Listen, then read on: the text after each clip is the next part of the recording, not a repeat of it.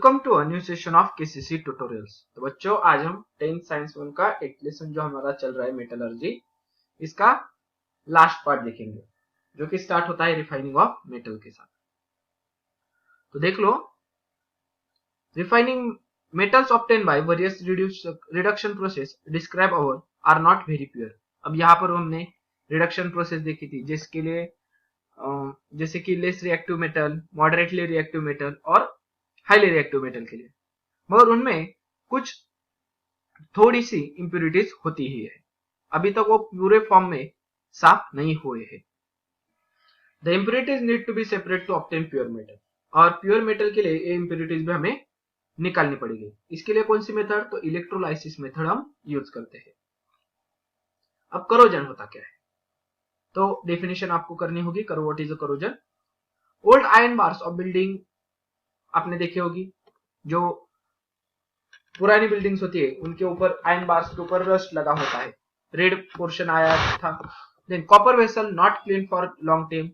अगर कॉपर के वेसल बहुत दिनों तक हमने साफ नहीं किए तो उसके ऊपर एक ग्रीन कलर का ग्रीनिश लेयर आता है। वैसे ही सिल्वर ऑर्नामेंट्स और idols expose to air for long time. जो चांदी के बर्तन होते हैं, हमारी ज्वेलरी होती है, अगर एयर के कांटेक्ट में ज्यादा रही तो काली ब्लैकिश लेयर पड़ता है। Old abandoned vehicle fit to be thrown away. और ओल्ड व्हीकल्स होती है जो पहले हमें लाते हैं शोरूम से गाड़ी, जो चमक होती है वो दिन ब दिन क्या होती है थी, कम हो जाती है, अगर उसकी ठीक तरह से हमने क्या बोले केयर नहीं की और उसको अगर करोजन हो गया। तो rusting of article, iron article cause large financial loss. बहुत ही बड़ा लार्ज फाइनेंशियल लॉस होता है रस्टिंग की वजह से। जैसे कि देख लो, जो आयरन के ब्रिजेस होते हैं, अगर उनको रस्ट हो गया और जिसके कारण वो टूट गए वगैरह, उनका मेंटेनेंस चार्ज बढ़ जाता है। तो इन सभी चीजों का ध्यान में रखना होता है। So thus corrosion of iron that is rusting is a big problem and hence rusting is a big problem. अब आयरन के लिए क्या होता है? Iron reacts with moist air and deposit a reddish substance. Iron क्या होता है? Moist air के साथ, जिस हवा में पानी वाटर वेपर होता है, उस हवा के साथ रिएक्शन करता है और एक रेडिश सब्सटेंस तैयार करता है। और उस रेडिश सब्सटेंस को हम बोलते हैं Fe2O3, that is iron oxide and NH2। This substance is called as a rust, और इसी सब्सटेंस को हम रस्ट कहते हैं। देन सेकंड देख लो, कार्बन डाइऑक्साइड। अब कार्बन डाइऑक्साइड की रिएक्शन किसके साथ होती है? तो कॉपर वेसल के साथ। Copper loses its lustre due to the formation of greenish layer of copper carbonate. और कॉपर और कार्बन डाइऑक्साइड की रिएक्शन होने के बाद कॉपर पर कार्बोनेट की लेयर चढ़ जाती है, जो कि ग्रीन कलर की होती है। This is called as patination of copper, और इसे बोलते हैं हम पैटिनेशन ऑफ कॉपर। तो आपको पूछा जा सकता है कि what is the patination of copper, तो आपको लिखना है कि कार्बन डाइऑक्साइड और हवा में जो मॉइस्ट एयर में कार्बन डाइऑक्साइड होता है और कॉपर वेसल, इनके बीच रिएक्शन होती है, जिसके कारण एक कॉपर कार्बोनेट का ग्रीनिश लेयर तैयार होता है। इसे ही हम पैटिनेशन ऑफ कॉपर बोलते हैं। उसके बाद on exposure to air silver article turn blackish. अगर बहुत देर तक वो सिल्वर आर्टिकल्स एयर के कांटेक्ट में रह गए तो उनके ऊपर ब्लैक कलर का लेयर चढ़ता है। उस लेयर को हम बोलते हैं सिल्वर सल्फाइड। अब सल्फाइड का लेयर है तो इसकी रिएक्शन किसके साथ होगी? तो हवा में जो हाइड्रोजन सल्फाइड होता है उसके साथ। फोर्थ वन है by oxidation of aluminium, a thin layer of aluminium oxide form on sheet. और ऑक्सीडेशन यानी कि ऑक्सीजन के साथ अगर एल्यूमिनियम की रिएक्शन हो गई तो क्या बन जाता है? Aluminium oxide. ये हो गया सब करोजन के लिए। हमने 4 देख लिए हैं। First one iron, second copper, third one silver articles and fourth one aluminium का। अब बारी आती है कि अगर हमें प्रिवेंशन ऑफ करोजन को रोकना है तो क्या करना पड़ेगा? Various methods are used to protect metal from corrosion. Special attention is paid almost all methods so that iron does not rust. तो हम अलग अलग मेथड्स यूज करते हैं जिसकी वजह से आयरन और बाकी के कुछ आर्टिकल्स इनका रस्ट ना लगे। We can lower the rate of process of rusting of iron, जिसकी वजह से हम जो रस्टिंग का लेयर है पूरी तरह से तो बंद नहीं कर सकते, मगर जो रस्टिंग का रेट है वो कम कर सकते हैं, धीरे धीरे करोजन हो सके, जिसके कारण वही वस्तु हमें ज्यादा दिनों तक इस्तेमाल करने आनी चाहिए। Corrosion of metal can be stopped by keeping metal isolated from the direct contact with air. अब करोजन कैसे रोका जा सकता है? तो मेटल और एयर का डायरेक्ट कांटेक्ट नहीं होना चाहिए, इसके बीच एक अलग ही लेयर, जैसे कि आयन आर्टिकल्स के ऊपर पेंट लगाया जाता है और पेंट के ऊपर रहेगी एयर, तो इसके कारण क्या हो जाएगा? तो आयन आर्टिकल और एयर का, ये होगा ये आयन आर्टिकल, सेकेंड लेयर होगा पेंट का, और थर्ड यहां पर कहीं तो एयर होगी, जिसके कारण एयर और आयन आर्टिकल का डायरेक्ट कांटेक्ट नहीं होता। आगे समझिए। अब कैसे, कुछ मेथड्स दिए हैं हमें, तो देख लो। To fix a layer of some substance on the metal surface, first है एक दूसरे मेटल का, हमारा जो आयन और कुछ मेटल है उनके ऊपर एक दूसरे मेटल का लेयर चढ़ाना, so that contact of the metal with moisture and oxygen is prevented, जिसकी वजह से मेटल यानी कि आयन ले लो, आयन और एयर में जो मॉइस्चर है, ऑक्सीजन है, उनका डायरेक्ट कांटेक्ट ना आ सके, जिसकी वजह से नो रिएक्शन, कोई भी रिएक्शन नहीं होगी और उनका करोजन से प्रिवेंशन हो जाएगा। सेकेंड है to prevent corrosion of metal by applying, अब उस मेटल के ऊपर एक तो हम पेंट लगा सकते हैं, ऑयल लगा सकते हैं, ग्रीस, जैसे कि दुकान के जो शटर्स वगैरह होते हैं उनमें ग्रीस नहीं तो वार्निश लगाते हैं, बराबर, इसके कारण करोजन कम हो जाता है। We cannot protect the articles permanently from rusting by painting them. हम परमानेंटली उन्हें, उन आर्टिकल्स को रस्टिंग से बचा नहीं सकते। क्यों?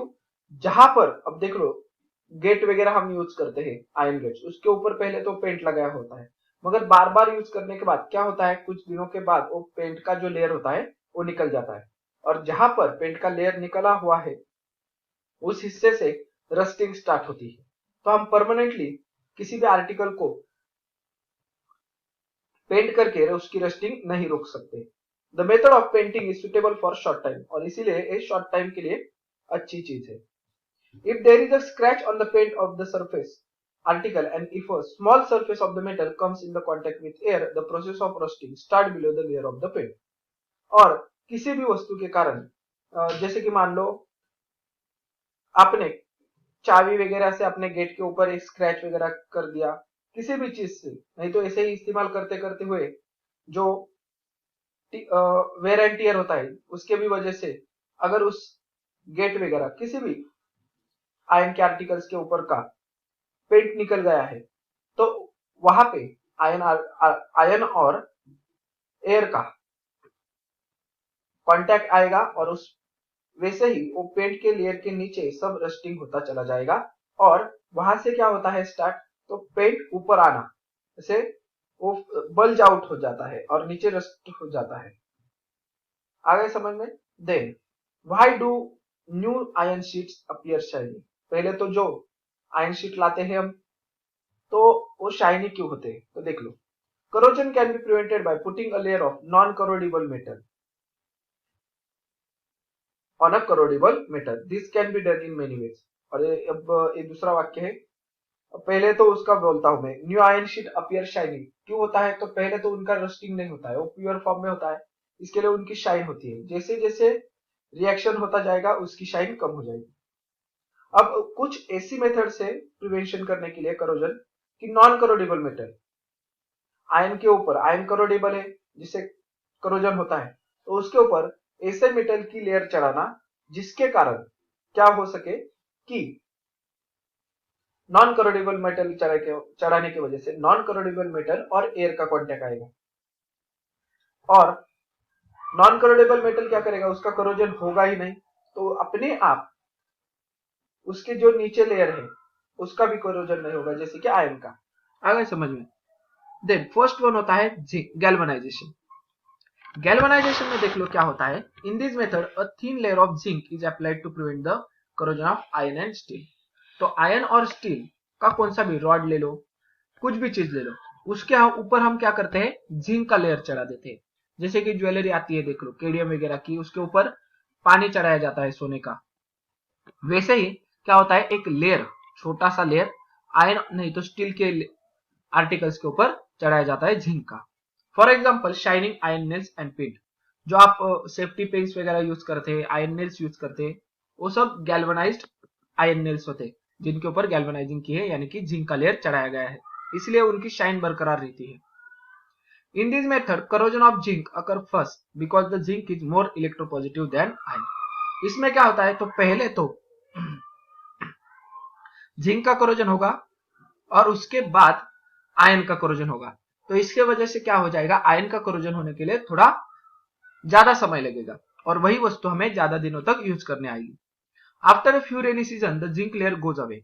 कुछ रेनी सीजन के बाद, रिएक्शन होने के बाद जिंक लेयर जाती है निकल के उस आयन के आर्टिकल्स के ऊपर की, और ion, inner ion get expose. उसके बाद अब आयन एक्सपोज होता है और देन आयन स्टार्ट रस्टिंग, और उसके बाद आयन की रस्टिंग स्टार्ट होगी। यहाँ पर हमें गैल्वेनाइजेशन प्रोसेसिंग के बीच क्या क्या चीजें होती है वो बताइए। सेकेंड है हमारा टिन। टिनिंग देख लो, टिनिंग में क्या हो जाएगा, इन this method a layer of molten tin in deposited on the metal. यानी कि जब ऊपर वाली प्रोसेस में, गैल्वेनाइजेशन में हमने जैसे कि आयन के ऊपर जिंक चढ़ा दिया था, वैसे ही इस प्रोसेस में हम क्या करेंगे, तो किसी मेटल के ऊपर टिन का लेयर चढ़ा देंगे। यानी कि करोडेबल मेटल है तो उसके ऊपर हम टिन का लेयर चढ़ा देंगे, जिसके कारण क्या बन जाएगा, टिन पहले एक्सपोज हो जाएगा एयर के साथ। We call this as a kalai. इसे ही हम कलही बोलते हैं, जो कि कॉपर वगैरह वेसल्स के बारे में हम बहुत, कॉपर नहीं तो ब्रास वेसल्स होते हैं ना, उनके ऊपर कलही की जाती है, यानी कि टिनिंग की जाती है, टिन का लेयर चढ़ाया जाता है। A greenish layer forms on the surface of copper and brass layer.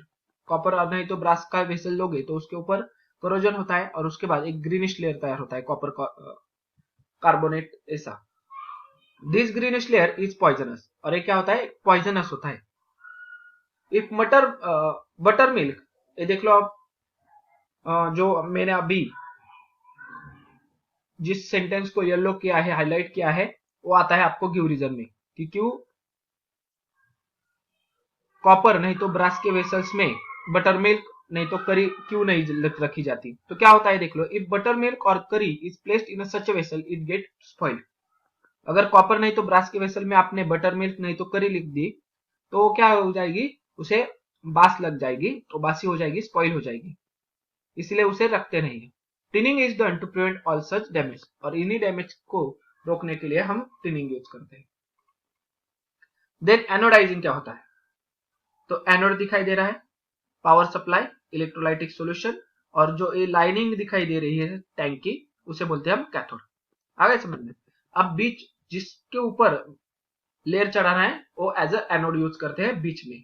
आ गए समझ में। अब इसमें देख लो क्या होगा, in this method metals like copper, aluminium are coated with a thin and strong layer of their oxide.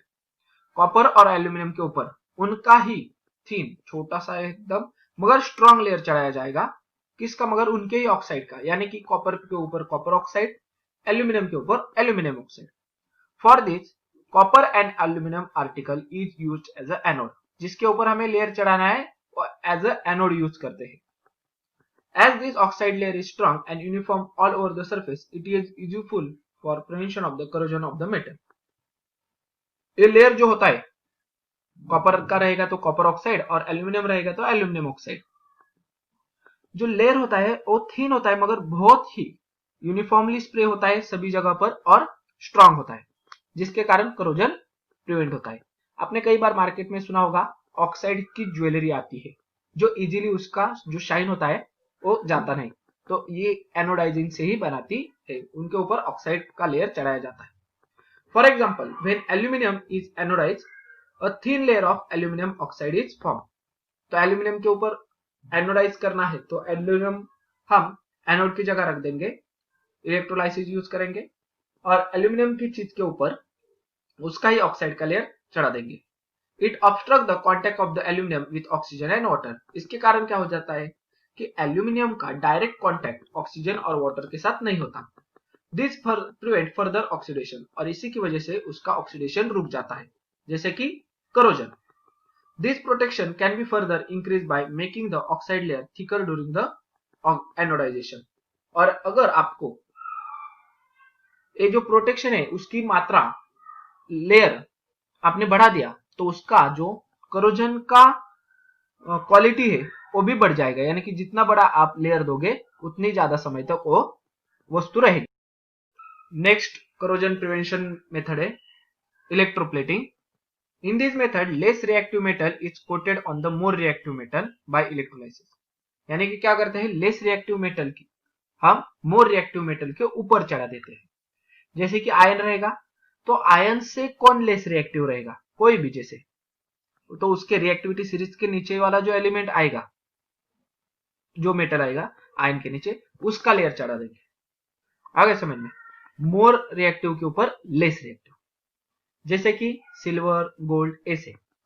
Silver plated spoon, तो नीचे क्या होता है, अलग ही मेटल होता है, स्टील वगैरह, और स्टील के ऊपर उससे less reactive that is silver, silver की कोटिंग चढ़ाई जाती है।